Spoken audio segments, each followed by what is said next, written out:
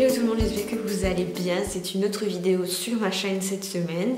Donc si vous n'êtes pas encore abonné à la chaîne, n'oubliez pas de vous abonner. C'est très important parce que comme ça vous allez être au courant de toutes les vidéos qui sortent. Mais aussi j'ai une liste de diffusion si vous ne savez pas, où je vous écris tous les dimanches pour vous donner mes meilleurs conseils pour vivre votre meilleure vie. Donc dans cette vidéo je réponds à la question comment ressentir son instinct, comment vous savez que c'est votre instinct que vous êtes en train d'écouter et pas autre chose, et comment peaufiner son instinct avec le temps pour prendre de meilleures décisions. C'était quelque chose que j'avais tendance à ignorer avant, donc on ne sait pas trop comment utiliser son instinct, mais maintenant je réalise que c'est quelque chose qui est extrêmement fiable. Qu'est-ce qu'on appelle l'instinct? C'est l'ensemble de comportements héréditaires et innés, donc tous les comportements sont automatiques. C'est pas nous qui contrôlons et c'est surtout inconscient. Donc on peut dire instinct, on dit aussi intuition, et c'est commun à tous les animaux aussi. Avant ils devaient se protéger, donc l'instinct animal avant reste chez les animaux, donc c'est pour les besoins de survie, c'est-à-dire se reproduire, se nourrir, se protéger, protéger son territoire. Très peu d'instinct, on va dire, de survie qui restait chez les humains, même si on le retrouve un petit peu dans les comportements, dans le sens où l'humain est beaucoup plus capable de contrôler ce qu'il fait de ses instincts, donc il est capable de prendre le dessus. Et c'est très marrant parce que quand je me documentais un petit peu sur ce sujet-là, il dit que quand l'animal a un dilemme, quand il est attaqué, il peut soit fuir ou se battre. Donc souvent il fuit quand il est sur le territoire de quelqu'un d'autre, et il se bat quand il est sur son propre territoire. Et il y a un comportement qui s'appelle l'immobilisme et qui crée un stress chez la personne, donc il fait ni l'un ni l'autre, et c'est ce stress là en fait qui va plutôt être caractéristique de sa façon de s'affirmer. Donc d'abord, est-ce que l'instinct c'est la petite voix dans votre tête? Alors pas du tout. Je lis un livre en ce moment qui est super intéressant, je vous l'ai mis sur mon Instagram de Bliss & Benefits, ça s'appelle L'âme délivrée, et là-dedans on vous explique vraiment que la voix qu'on entend dans notre tête, ce n'est pas nous, en fait, c'est juste une voix, c'est-à-dire la voix elle est là pour nous rassurer. L'instinct c'est tout le contraire. L'instinct va peut-être t'orienter vers quelque chose que tu ne veux pas mais qui est bon pour toi. C'est pour ça que c'est un ressenti. Donc on dit l'instinct, on sent quelque chose dans la poitrine. Ce n'est pas vraiment une sensation qu'on peut décrire, c'est comme si on savait que quelque chose allait mal. Ce que l'instinct fait, c'est que surtout il va vous donner des questions, c'est-à-dire que vous allez vous retrouver à faire quelque chose, il va vous soulever des questions. Est-ce que ce que je fais c'est vraiment ce que je veux? Est-ce que ce que je fais là c'est quelque chose de bien? Ce sentiment là ça va vous faire réfléchir, et souvent vous allez vous dire est-ce que c'est moi, est-ce que c'est pas moi? Et c'est votre instinct qui vous parle et qui essaye de vous orienter vers la bonne décision. Donc quand vous n'avez pas ce que vous voulez, ce n'est pas un signe que votre instinct se trompe. Bien au contraire, votre instinct va vous mener exactement là où il doit vous mener. C'est un peu comme si je suis en train de dire que l'instinct est une personne différente, mais pas du tout.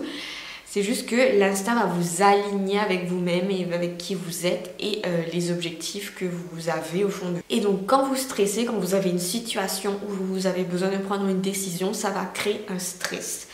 Et le stress, comme je vous avais décrit avant dans le début de la vidéo concernant les animaux, le stress va créer de l'immobilisme. Et c'est cet immobilisme-là, en gros, soit je vais de l'avant, soit je me bats, l'équivalent en comportement. Ce stress-là va vous faire réfléchir, et c'est ça qu'il faut écouter, c'est le dilemme qu'il faut écouter, parce que c'est là où les questions vont être soulevées dans votre tête, et c'est là où il faudra écouter ce que votre instinct vous dit. Une façon en fait d'écouter son instinct, c'est déjà de le peaufiner, et pour moi c'est très important de le peaufiner de la bonne manière. Peaufiner, il y a 3 façons pour moi. C'est de 1, s'écouter. S'écouter quand on prend les petites décisions. Par exemple, pourquoi j'ai fait ça? Pourquoi j'ai fait ce choix-là? Pourquoi j'ai choisi cette nourriture-là? Pourquoi je choisis de fréquenter cette personne-là? Deuxième façon de peaufiner son instinct, c'est de méditer. Méditer, ça permet d'être plus en contact avec son inconscient. Enfin, d'essayer de toucher un petit peu ce facteur inconscient et d'écouter l'univers. Parce que méditer, du coup, tu fais taire la voix qui est dans ta tête. Donc la voix, c'est pas toi, donc du coup c'est bien. Et tu écoutes les signes. Tu écoutes les signes et tu fais attention à ce que ça te dit. Et troisièmement, pour peaufiner son instinct, c'est d'écrire. Écrire, ça soulève une barrière incroyable. Moi j'ai toujours écrit, j'ai toujours eu des journaux où j'écris écrivant tout ce qui me vient par la tête. Et quand vous allez écrire, vous allez affiner vos ressentis, vos sentiments, ce que ça vous fait penser. ce que ça soulève en vous. Et ça, c'est une clé indéniable pour comprendre ce que vous voulez vraiment et ce qui est vraiment fait pour vous. Je sais que c'est une vidéo un peu difficile parce que c'est un facteur qu'on ne peut pas toucher. En fait, il faut toujours faire confiance à son instinct parce que c'est l'instinct qui a raison. L'instinct a toujours raison. En fait, je vais vous dire la vérité. Quand je rencontrais quelqu'un et que mon instinct me disait... Je savais pas que c'était mon instinct à l'époque, mais c'était plutôt un sentiment.